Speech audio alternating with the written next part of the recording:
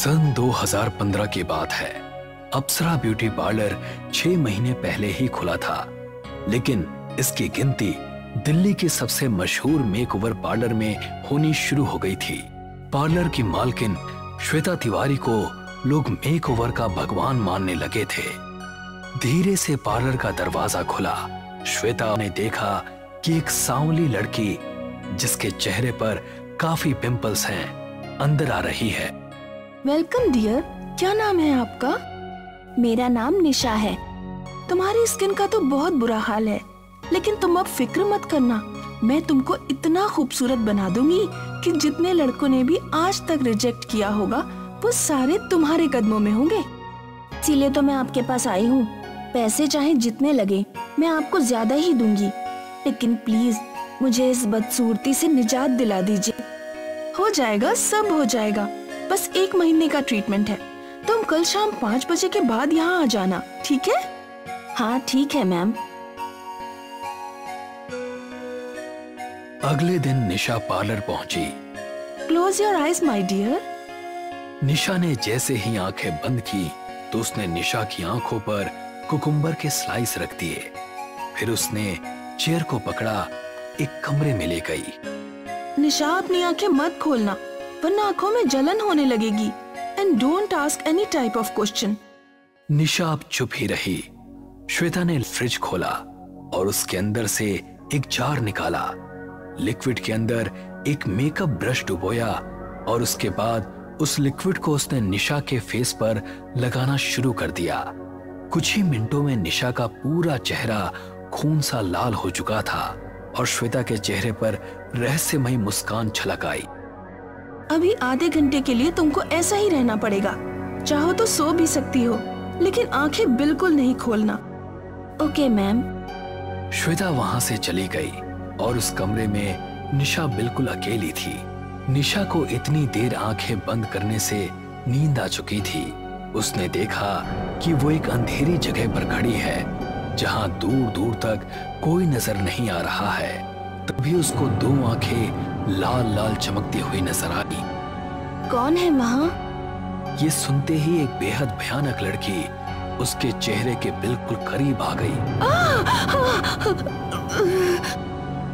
निशा चीखती हुई अचानक से जाग उठी और श्वेता अंदर आ गई। क्या हुआ डियर, आप ऐसे क्यों चिल्लाई? निशा कुछ बोल नहीं रही थी। अभी ये समझने की कोशिश कर रही थी कि वो इस अजीब कमरे में कैसे आ गई। चलो, आधा घंटा हो चुका है, आओ तुम्हारा फेस वॉश करवा दूं। रीना ने निशा का फेस वॉश किया और उसने अपना चेहरा मिरर में देखा तो उसको काफी फर्क नजर आया। उसके चेहरे पर मुस्कुराहट आ गई। तुम्हारी मुस्कान बता रही है कि तुम रिजल्ट से खुश हो। हाँ मैम। ये तो पहला दिन है, अभी तुम्हें 29 डेज और आना है। बिल्कुल गैप नहीं करना। Thank you ma'am, bye. Nisha वहां से चली गई। उस दिन के बाद कई दिन गुजरे और धीरे धीरे 1 महीना निकल गया। आखिरी दिन भी श्वेता ने निशा के साथ वैसा ही किया। जब श्वेता उसको आईने के सामने ले गई तो अपना गोरा रंग और चमकता साफ सुथरा चेहरा देखकर निशा हैरान रह गई। उसकी खुशी का ठिकाना नहीं था। वाकई में मुझे तो आइडिया भी नहीं था कि मैं इतनी खूबसूरत हो सकती हूँ। तुम्हें देखकर मुझे बहुत अच्छा लग रहा है निशा। अब एक बात सुनो, मैं ये ब्रेसलेट तुमको दे रही हूँ, इसको मेरा आशीर्वाद समझना। Sure ma'am, thank you. जब वो घर पहुंची तो उसके मम्मी पापा भी उसे देखकर बहुत खुश हुए। फिर क्या था, इश्मित नाम का एक लड़का उसे देखने घर आया और देखते ही उसका दीवाना हो गया। उसके बाद निशा की शादी हुई और वो अपने ससुराल आ गई। निशा, मेरा इस दुनिया में मेरी बहन मोहिनी के अलावा और कोई नहीं है। तुम उसे अपनी बेस्ट फ्रेंड समझना। हाँ इश्मित, अब यही मेरा परिवार है। तभी उसकी नजर आईने पर पड़ी तो उसे वही लड़की उसके पीछे खड़ी नजर आई जिसे उसने सपने में देखा था। क्या हुआ बेबी? कुछ नहीं। निशा को अब हर जगह वो लड़की नजर आ रही थी। उसे हमेशा ऐसा लगता था कि हर वक्त कोई ना कोई उसके साथ है। उसे समझ नहीं आ रहा था कि उसके साथ ये क्या हो रहा है। वो किसी भी तरह से इन सब से अपना ध्यान हटाना चाहती थी। भाभी, मैं सोच रही हूँ आज भैया और मेरा फेवरेट चिकन काली मिर्च बनाऊं। आप मेरी थोड़ी हेल्प कर दीजिए, आपका टाइम भी पास हो जाएगा। निशा उसके साथ किचन में गई। मोहिनी ने उसको प्याज काटने का काम दिया और खुद गैस कढ़ाई पर रख दी। निशा धीरे धीरे प्याज काट रही थी। तभी वो लड़की ठीक उसके सामने आकर खड़ी हो गई और अचानक वो निशा के शरीर में समा गई। भाभी, आर यू ओके? तभी निशा ने झटके से उसकी तरफ देखा। उसके चेहरे पर अजीब तरह का गुस्सा था और उसकी आंखें लाल लाल चमक रही थीं। निशा उसके करीब पहुंची और उस पर छुरी से हमला करने लगी।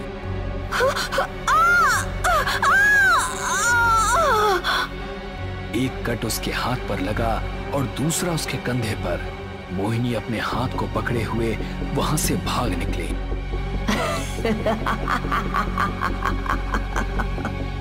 निशा छुरी पर लगे उसके खून को चाटने लगी। मोहिनी सीधा घर के बाहर आकर रुकी। उसकी कलाई और कंधे से खून निकल रहा था। उसने तभी इश्मित को कॉल लगाया। भैया, भैया, आप कहाँ हो?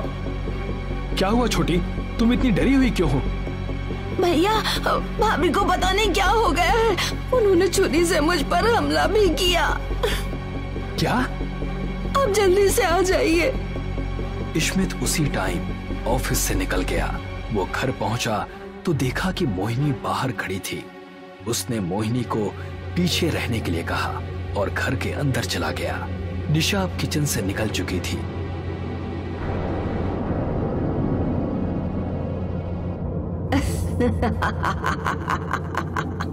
इस्मित डार्लिंग, आओ ना यहाँ। निशा, ये क्या हो गया है तुम्हें? अभी बताती हूँ। ऐसा कहकर वो तेजी से उसकी तरफ भागी। इश्मित ने धड़ाम से दरवाजा बंद कर दिया। उसी रात ठीक 12 बजे घर के पीछे साफ मैदान में एक तांत्रिक बैठा था और निशा एक गोल घेरे के अंदर थी। कौन है तू? क्या चाहती है इस लड़की से? नहीं बताऊंगी। नहीं बताएगी? उसने एक भस्म निशा पर फूंकी। बता कौन है तू और क्यों इस लड़की के पीछे पड़ी है? मेरा नाम मेघना है। मैं मेरे गांव की सबसे खूबसूरत लड़की थी। अभी मेरी उम्र सिर्फ 17 साल की थी, लेकिन मेरा शराबी बाप मुझे बोझ समझता था। मुझे बहुत मारता था और मेरी माँ को भी मेरी तरफ से बोलने नहीं देता था। एक दिन श्वेता मेरे घर आई। इतनी खूबसूरत बच्ची है आपकी और आप इस गांव में इसका फ्यूचर खराब कर रहे हैं। तो क्या करूं? इसे विदेश भेज दूं क्या? मैं इस लड़की को अडॉप्ट करना चाहती हूँ। अपने पार्लर में इसको रखूंगी और काम सिखाऊंगी। इसकी स्टडी करवाऊंगी। मेरे बाप ने मुझे श्वेता को सौंप दिया।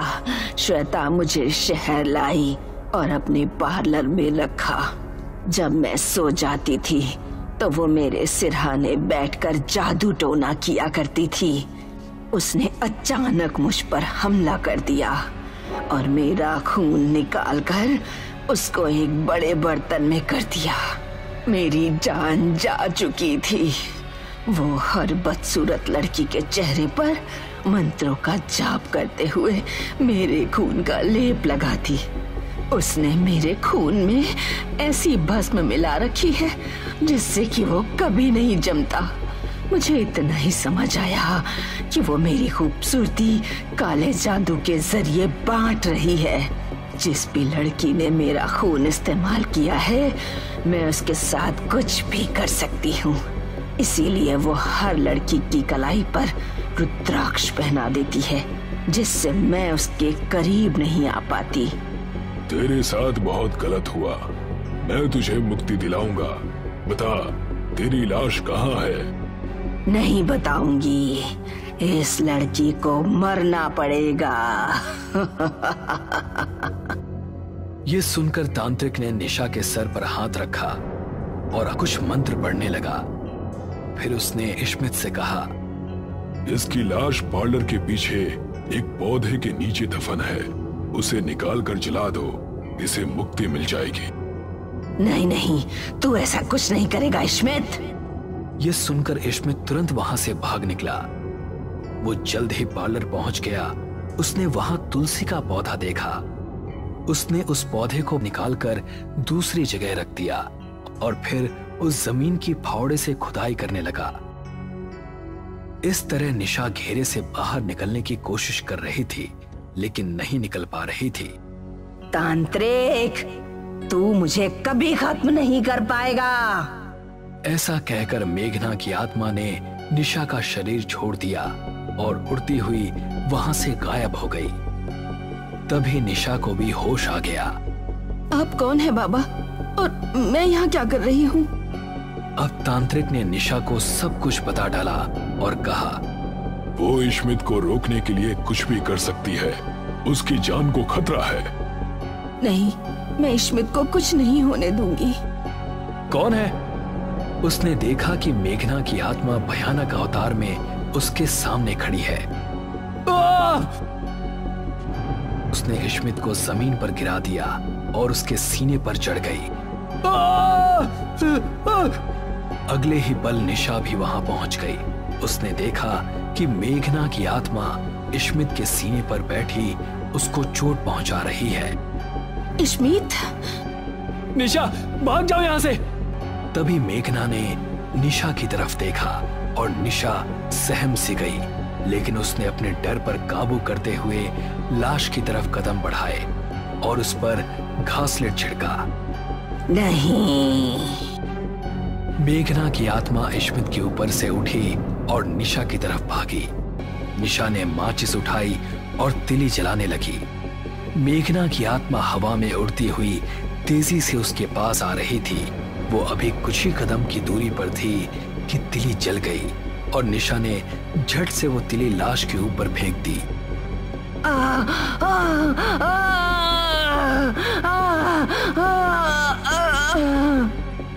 ऐसा करते ही मेघना का अस्तित्व खत्म होने लगा।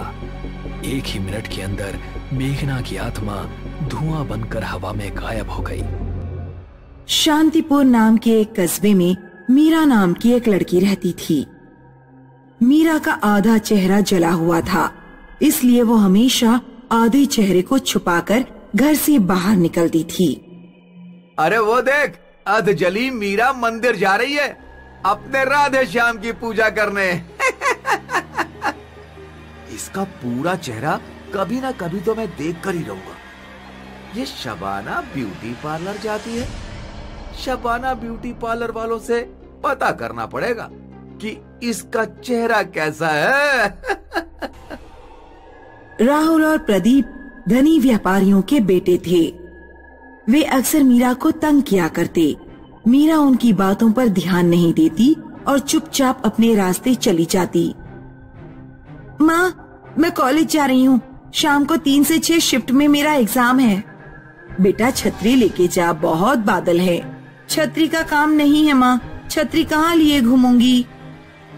मीरा उस शाम जब एग्जाम देने के बाद कॉलेज से बाहर निकली तो जोरदार बारिश होने लगी। उसे कुछ घंटे एक दुकान में रुकना पड़ा। रात में जब बारिश रुकी तो मीरा अपने घर की तरफ बढ़ी। सड़कों पर पानी भरा हुआ था, इसलिए सड़कें सुनसान थीं। अचानक मीरा को किसी ने छोटा सा पत्थर फेंक कर मारा। कौन है वहाँ? मीरा तेजी से आगे बढ़ने लगी, तभी अचानक राहुल और प्रदीप उसके सामने आ गए।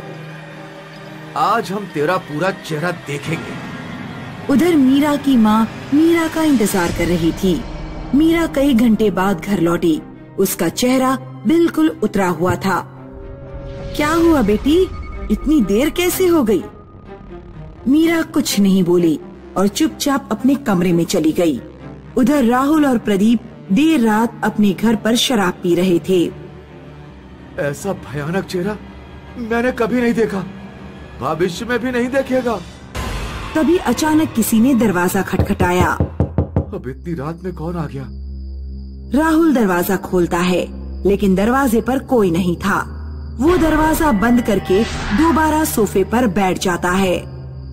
लगता है कोई बच्चा होगा। तभी कोई फिर दरवाजा खटखटाता है। इस बार मैं जाता हूँ। प्रदीप दरवाजा खोलने गया। दरवाजे पर मुंह ढांके और हाथ में मशाल लिए एक भयानक चुड़ैल खड़ी थी। चुड़ैल ने अपने भयानक पंजों से प्रदीप का गला पकड़ लिया और मशाल से उसका मुंह जलाने लगी। राहुल दरवाजे पर पहुंचा तो उसने देखा कि प्रदीप का चेहरा जल रहा है और आसपास कोई नहीं है। कौन था? किसने तेरे आग लगाई? पता नहीं, शायद कोई चुड़ैल थी। अब जल्दी से मुझे हॉस्पिटल लेकर चल, मेरा चेहरा जला जा रहा है। राहुल कार निकालता है और प्रदीप को हॉस्पिटल लेकर जाता है। राहुल ने देखा कि सड़क पर कोई औरत लेटी हुई है। अरे कौन लेटा है? उठ जाओ, मुझे अपने दोस्त को हॉस्पिटल लेकर जाना है, देर हो रही है। लेटी हुई औरत पर कोई असर नहीं होता। राहुल गाड़ी से उतरता है और औरत के पास जाता है। तभी रोड के दोनों तरफ से 4 भूतनियां आती हैं। चारों भूतनियां औरत की साड़ी में आग लगा देती हैं। औरत राहुल के पीछे भागती है। अरे मेरे पीछे क्यों पड़ी हो? मुझे छोड़कर कहाँ जा रहा है राहुल? राहुल भागता हुआ जाता है और एक पेड़ के पीछे छुप जाता है। तभी ऊपर से अचानक एक भयानक चेहरा उसके सामने लटकता है। भूतनी राहुल के बाल पकड़ती है और उसका चेहरा जला देती है। अरे मर गया है, मर गया। राहुल कार की तरफ भागता है और तेजी से कार ड्राइव करते हुए चला जाता है। अगले दिन प्रदीप के पिता हॉस्पिटल में पहुंचते हैं। तुम दोनों के चेहरे को किसने जलाया?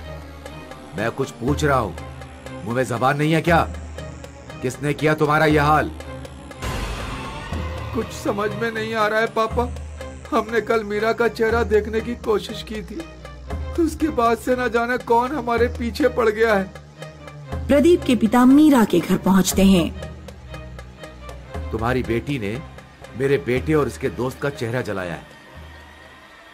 मैंने ऐसा कुछ नहीं किया। उस रात जब मैं कॉलेज से लौट रही थी तो राहुल और प्रदीप ने जबरदस्ती मेरा चेहरा देखने की कोशिश की। वे मेरा दुपट्टा छीनने लगे। तभी मैंने खुद ही अपने चेहरे से दुपट्टा हटा दिया और उन्हें अपना चेहरा दिखा दिया। मैं जैसी हूँ वैसी हूँ, मुझे खुद को लेकर कोई अफसोस नहीं। अगर तुमने ये नहीं किया तो फिर उनके चेहरे किसने जलाए? मैं नहीं जानती।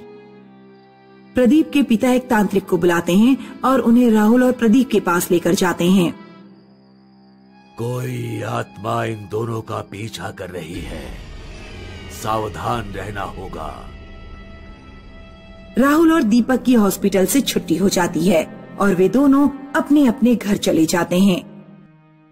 प्रदीप घर जाते ही सो गया। रात के 2 बजे उसकी आंख खुली। उसके बिस्तर के चारों ओर 4 चुड़ैल हाथ में मशाल लिए और मुंह ढाके खड़ी थीं। चुड़ैलों ने प्रदीप के बिस्तर पर आग लगा दी। मुझे मत मारो, मुझे मत मारो। प्रदीप बिस्तर से कूदा और खिड़की से कूदकर सीधे राहुल के घर की ओर भागा। राहुल उसे सड़क पर ही मिल गया। क्या तुम्हारे बिस्तर पर भी किसी ने आग लगा दी? हाँ। दोनों भागते हुए शबाना ब्यूटी पार्लर पहुंच गए। ब्यूटी पार्लर अभी भी खुला हुआ था। क्या कोई है? हमारी मदद करो। हेलो, क्या कोई है? यहाँ पर कोई है?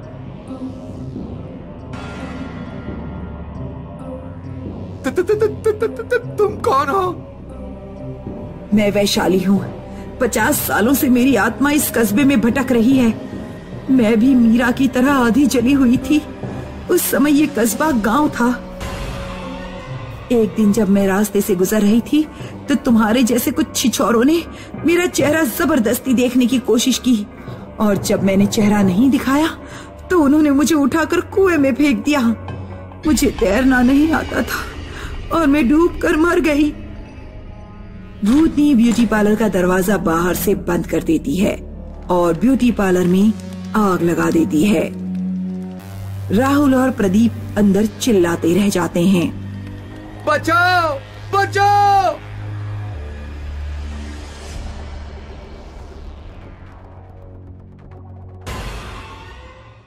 एक एक बार की बात है, एक गांव में बंटी नाम का किसान अपनी पत्नी पुष्पा के साथ रहता था। आ गए खेत से? आज तो आपके कपड़े बहुत गंदे लग रहे हैं। हाँ, आज खेत में बहुत काम था। अब जल्दी से खाना लगा दो, बहुत तेज नींद आ रही है। रात में जब बंटी और पुष्पा सो रहे थे तो अचानक उन्हें किसी के दरवाजा खटखटाने की आवाज सुनाई दी। बाहर कोई गाना गा रहा था। अभी जिंदा हूँ तो जी लेने दो, भरी बारिश में पी लेने दो, शराब दो, दरवाजा खोलो, शराब दो। पुष्पा, आज क्या तुमने दरवाजा खुला छोड़ दिया? लगता है गांव में फिर वही देवदास चुड़ैल आई है। जल्दी जाओ, दरवाजा बंद करके आओ। पुष्पा उठकर दरवाजा चेक करने जाती है, लेकिन दरवाजा पहले ही बंद था। पुष्पा दरवाजे पर कान लगाकर सुनती है। पड़ोसी के घर से चुड़ैल की भयानक आवाज आ रही थी। लगता है पड़ोसी ने अपना दरवाजा खुला छोड़ दिया था। चुड़ैल उन्हीं के घर में घुस गई है। मुझे तो समझ नहीं आता कि हम चुड़ैल की समस्या से कब मुक्त हो पाएंगे। सरपंच जी कुछ करते ही नहीं। तभी अचानक चुड़ैल बंटी के घर का ही दरवाजा खटखटाने लगती है। दरवाजा खोल, शराब दे। देख, तेरे पड़ोसी ने शराब नहीं दी और मेरे कहने पर नाच करके नहीं दिखाया। मैंने उसकी गर्दन काट दी। अब जल्दी आ और शराब दे। पुष्पा, अब क्या होगा? ये चुड़ैल तो हमारे घर आ गई। आप डरिए मत, मैंने एक शराब की बोतल इमरजेंसी के लिए खरीद कर रखी थी। पुष्पा दरवाजे के नीचे से शराब की बोतल खिसका देती है। तब चुड़ैल बोतल लेकर चली जाती है। सुबह बंटी के पड़ोस के घर में मातम छाया हुआ था। चुड़ैल ने मेरे बेटे और बहू को मार डाला। अब कौन मुझे न्याय दिलाएगा? वो नाश पिटी चुड़ैल मेरे बेटे बहू को खा गए। बंटी और गांव के कुछ आदमी सरपंच के पास जाते हैं। सरपंच जी, आप कुछ करते क्यों नहीं? ऐसे कब तक हम उस देवदास चुड़ैल का अत्याचार सहते रहेंगे? गांव के लोगों को अपने अपने घर शराब की बोतलें रखनी पड़ती हैं। हमारे घर में खाने के लिए नहीं है, हम शराब की बोतल कैसे खरीदें?